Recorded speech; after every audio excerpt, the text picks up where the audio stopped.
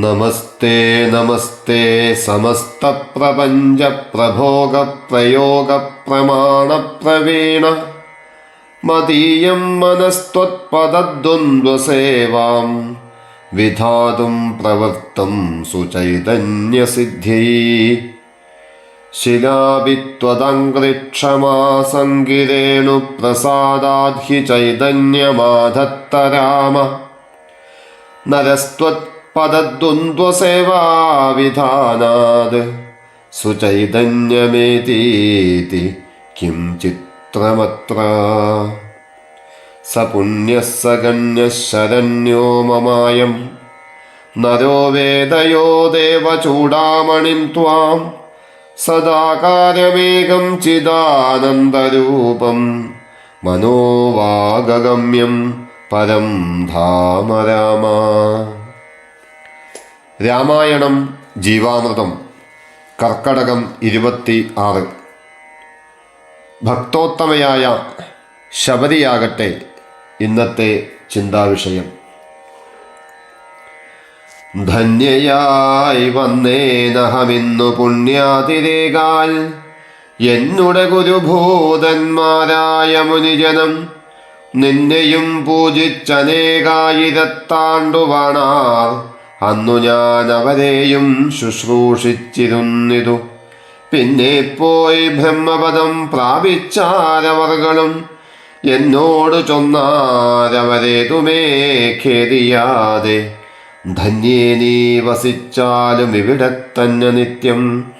പന്നകശായി പരൻ പുരുഷൻ പരമാത്മാ വന്നവതരിച്ചിതു രാക്ഷസവധാർത്ഥമായി നമ്മയും ധർമ്മത്തെയും രക്ഷിച്ചുകൊള്ളുവാനിപ്പോൾ നിർമ്മലൻ ചിത്രകൂടത്തിങ്കിൽ വന്നിരിക്കുന്നു. വന്നിടും ഇവിടേക്കു രാഘവനെന്നാലവൻ തന്നെയും കണ്ടു ദേഹത്യാഗവും ചെയ്താലും നീ വന്നിടുമെന്നാൽ മോക്ഷം നിനക്കുമെന്നു നൂനം. വന്നിതവണ്ണം ഗുരുഭാഷിതം സത്യമല്ലോ. നിൻ തിരുവടിയുടെ വരവും പാർത്തു പാർത്തു നിൻ തിരുവടിയെയും ധ്യാനിച്ചു വസിച്ചു ഞാൻ. ശ്രീപാദം കണ്ടുകൊള്ളുവാൻ മൽഗുരുഭൂതന്മാരാം താപസന്മാർക്കു പോലും യോഗം വന്നീലയല്ലോ.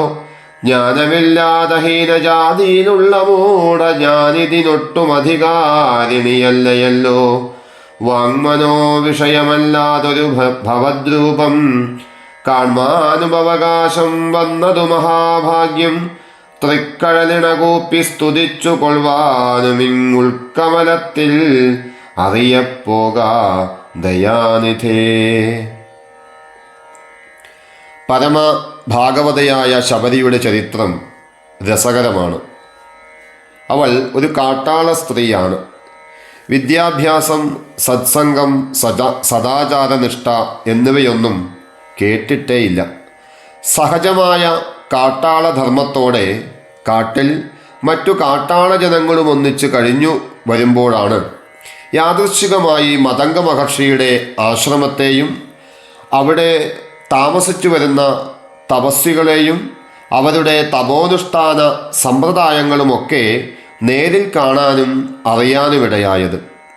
ഏതോ ഒരു പുണ്യാംശം അവളിൽ ഉണ്ടായിരുന്നതിനാൽ ആയിരിക്കണം ആശ്രമത്തിൻ്റെയും തപസ്വികളുടെയും ദർശനത്തിനു തന്നെ ഇടയായത്. ക്രമേണ അത് ഉണർന്ന് വികസിച്ചു. കാലം കൊണ്ടവൾക്ക് ആശ്രമവും തപസ്വികളും വളരെ പഥ്യമായി തീർന്നു. അതിനാൽ ആശ്രമത്തിൽ നിത്യവാസവും തപസ്വികളുടെ നിത്യസമ്പർക്കവും കിട്ടിയാൽ കൊള്ളാമെന്ന ആഗ്രഹം വളരാൻ തുടങ്ങി. പക്ഷേ ഒരു കാട്ടാള സ്ത്രീ തപസ്വികളുടെ പുണ്യാശ്രമത്തിൽ തന്നെ പ്രവേശിക്കുന്നത് സാധ്യമല്ല എന്നിരിക്കെ അവിടെ താമസിക്കാനും മറ്റും എങ്ങനെ സാധിക്കും? പുണ്യവിശേഷത്തിൻ്റെ വികാസത്തിൽ ആ സാധു സ്ത്രീക്ക് സത്സംഗതൃഷ്ണ വളർന്ന് സഹിക്കാൻ വയ്യാതായി. ദൂരെ നിന്നിട്ടെങ്കിലും തപസ്വികളുമായി ചില സമ്പർക്കം കിട്ടിയാൽ മതിയെന്നായി. പക്ഷേ എങ്ങനെ സാധിക്കാനാണ്? അവളോടുണ്ടോ തപസ്വികൾ മിണ്ടുന്നു? അവർക്കെന്ത് കാര്യം? ആ ശബരി ദിനം പ്രതി നിരാശ കൊണ്ട് തപ്തയാകാൻ തുടങ്ങി. അങ്ങനെ കുറേ ദിവസം കഴിഞ്ഞപ്പോഴാണ് ഒരു പുതിയ യുക്തി തോന്നിയത്. സമ്പർക്കമില്ലെങ്കിൽ പോട്ടെ, അവരറിയാതെ തന്നെയെങ്കിലും എന്തെങ്കിലും സേവനങ്ങൾ ചെയ്യണമെന്നാണ് തോന്നിയ പുതിയ യുക്തി. അതനുസരിച്ച് രാത്രിയിൽ അവരുറങ്ങുന്ന സമയത്ത് ആരും അറിയാതെ പുഷ്പം, പഴം, വിറക് തുടങ്ങിയ പദാർത്ഥങ്ങൾ ശേഖരിച്ച് ആശ്രമത്തിൻ്റെ പുരോഭാഗത്ത് കൊണ്ടുപോയി വയ്ക്കാനും അവർ നടക്കുന്ന വഴി അടിച്ചു വൃത്തിയാക്കാനും തുടങ്ങി. അങ്ങനെ ഏതാനും ദിവസം കഴിഞ്ഞപ്പോൾ അതും കണ്ടുപിടിക്കപ്പെട്ടു. അങ്ങനെയാണ് ശബരി മതംഗ മഹർഷിയുടെ മുമ്പിലെത്താൻ ഇടയായത്. കരുണാമയനായ ഋഷി അവളുടെ ഇംഗിതത്തെ അറിഞ്ഞ് ആശ്രമത്തിൽ താമസിച്ചു കൊള്ളാനും അവളുടെ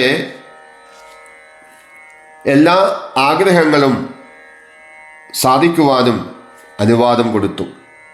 വളരെ ദിവസത്തെ നിരന്തര സത്സംഗം കൊണ്ടും സൽക്കർമ്മ ആചരണങ്ങളെ കൊണ്ടും സദാചാരനിഷ്ഠമായ ജീവിതം കൊണ്ടും പരിശുദ്ധി വന്ന അവളിൽ ക്രമേണ ഭക്തിജ്ഞാന വൈരാഗ്യങ്ങൾ വളരാൻ തുടങ്ങി. കാലം കൊണ്ട് അവളൊരു നല്ല ഭക്തയായ തപസ്വിനിയായി തീർന്നു. പിന്നെയും കാലം നീങ്ങി അവിടുത്തെ തപസ്സുകളൊക്കെ ശരീരം വിട്ട് പരഗതിയെ പ്രാപിച്ചു. പിന്നീട് ഏകാഗ്നിയായി ആശ്രമത്തിൽ കഴിഞ്ഞു വരുമ്പോഴാണ് ഭഗവാന്റെ ദണ്ഡകാരണ്യ പ്രവേശം. ഓരോ ദിവസവും പ്രഭാതമായാൽ ഭഗവാൻ ശ്രീരാമചന്ദ്രൻ തൻ്റെ ആശ്രമത്തിൽ വരുമെന്ന പ്രതീക്ഷയോടെ കാത്തിരുന്നു. അങ്ങനെ കുറേ ദിവസം കഴിഞ്ഞപ്പോൾ ഭഗവാൻ ശബരിയുടെ ആശ്രമത്തിലെത്തി. ഭഗവത് ദർശനം കൊണ്ട് ചരിതാർത്ഥയായ ശബരി ഭക്തിയോടുകൂടും വണ്ണം ഭഗവാനെ പ്രദക്ഷിണം ചെയ്ത് സൽക്കരിച്ചു. ശബരി കേവലം ശാസ്ത്ര അഭ്യാസമൊന്നുമില്ലാതെ പ്രാകൃതയാണെങ്കിലും അത്യന്ത ഭക്തയും സംസാരത്തിൽ നിന്ന് നിശേഷവും വിട്ട് ഈശ്വരധർമ്മത്തിൽ മുഴുകിയവളുമാകയാൽ അവളുടെ എല്ലാ സത്കാരങ്ങളെയും ഭഗവാൻ വളരെ ആസ്വദിച്ചു. താൻ കടിച്ചു നോക്കിയ പഴങ്ങളെപ്പോലും ശബരി ഭഗവാന് നിവേദിച്ചു. താൻ കടിച്ചത് മറ്റൊരാൾക്ക് കൊടുക്കരുത് എന്നത് അവൾക്കറിഞ്ഞുകൂടാ. നല്ല മധുരമുള്ള പഴങ്ങളായിരിക്കണം ഭഗവാന് നിവേദിക്കേണ്ടത് എന്നവൾ കരുതിയിട്ടുണ്ടായിരുന്നു. ഏതാണ് മധുരമുള്ളത് എന്നറിയാൻ വേണ്ടിയാണ് കടിച്ചു നോക്കിയത്. പിന്നീട് വളരെ നേരം ഭഗവാനുമായി സംസാരിച്ചു. തീവ്ര വൈരാഗ്യം കൊണ്ട് സംസാര നിവൃത്തിയും പരമപ്രേമം കൊണ്ട് ഈശ്വരപ്രാപ്തിയും ഇവ രണ്ടും ഒരേ സമയത്ത് ഉണ്ടാവേണ്ടതാണ്. ഒന്നുണ്ടായാൽ രണ്ടും സംഭവിക്കും. അഭ്യസിച്ചുണ്ടാക്കാൻ എളുപ്പം ഭക്തിയാണ്.